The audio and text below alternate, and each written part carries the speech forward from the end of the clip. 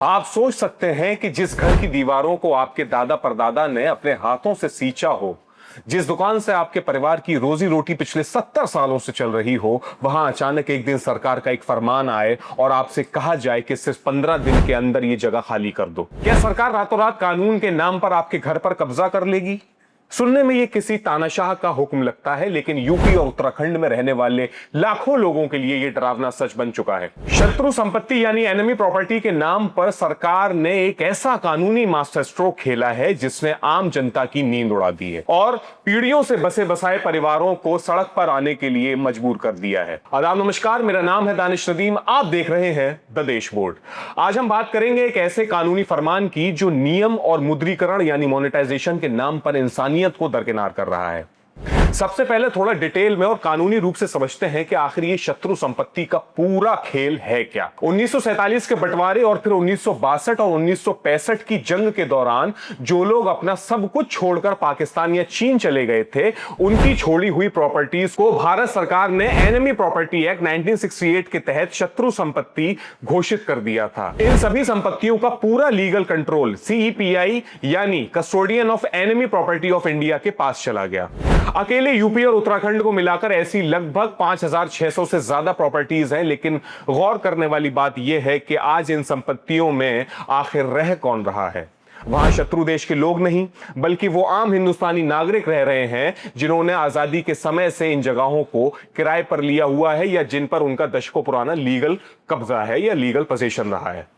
लेकिन अब सरकार ने इन आम लोगों के खिलाफ एक ऐसा सख्त और बेरहम कदम उठाया है जिसे ग्राउंड पर लोग एक तुगलकी फरमान कह रहे हैं। 25 अप्रैल 2024 को जारी किए गए नए सरकारी आदेशों के मुताबिक अब सभी डिस्ट्रिक्ट मजिस्ट्रेट यानी डीएम्स को एक्स ऑफिसियो डिप्टी कस्टोडियन की पावर दे दी गई है। नए नियम साफ कहते हैं कि अब किसी भी शत्रु संपत्ति पर ना तो कोई नया लीज एग्रीमेंट बनेगा और ना ही पुराने किराएदारों का रेंटल एग्रीमेंट आगे बढ़ाया जाएगा। जिनके पास प्रॉपर लीगल पेपर नहीं है या जिनकी लीज एक्सपायर हो चुकी है, उन्हें अपना घर और बिजनेस खाली करने के लिए महज 15 दिन का एक अल्टीमेटम दिया जा रहा है। सोचिए, सिर्फ 15 दिन। एक आम आदमी 15 दिन में अपना 70 साल पुराना घर और जमा जमाया कारोबार समेटकर आखिर कहां जाएगा।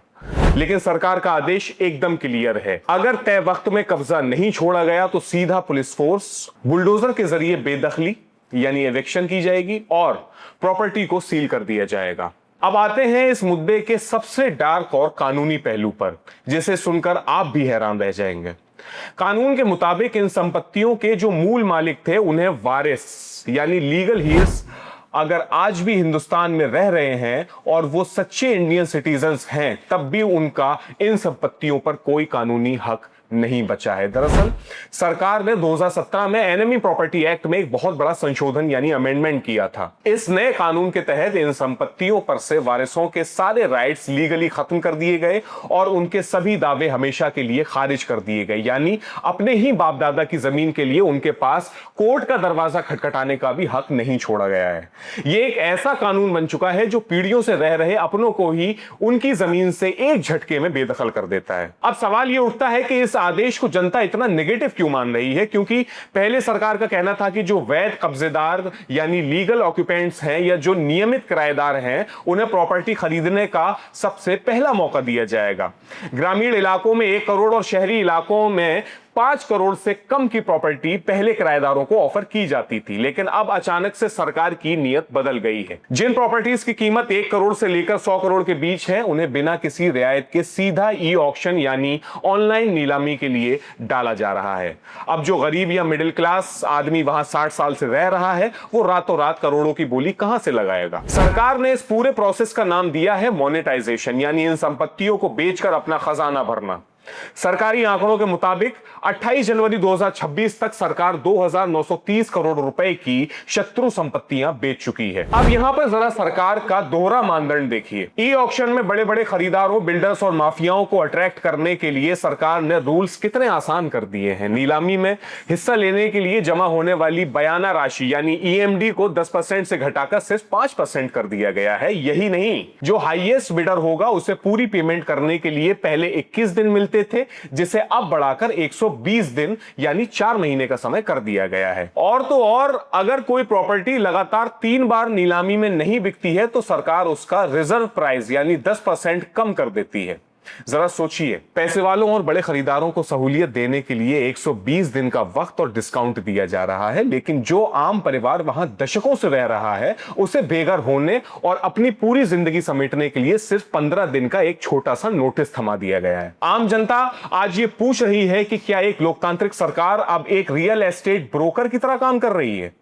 जमीनी हकीकत यह है कि लखनऊ के पौष इलाकों जैसे हजरतगंज का हलवासिया मार्केट से लेकर पश्चिमी यूपी के नोएडा, गाजियाबाद और बिजनौर, मुजफ्फरनगर, बाराबंकी जैसे जिलों तक लोगों के अंदर खौफ का माहौल है। इन जगहों पर ऐसी कई संपत्तियां हैं जहां लोग अपनी छोटी मोटी दुकानें चलाकर अपना घर चला रहे हैं। ये वो लोग हैं जो बरसों से अपना किराया चुका रहे हैं, हाउस टैक्स दे रहे हैं, बिजली पानी के बिल्स दे रहे हैं। सरकार के इस एक अचानक आए फरमान ने उनके भविष्य को गहरी इनसिक्योरिटी में डाल दिया है। कानून और रूल्स अपनी जगह हैं, देश के खजाने को बढ़ाना भी सरकार का काम है, लेकिन क्या इसके लिए इंसानियत को दरकिनार कर देना सही है?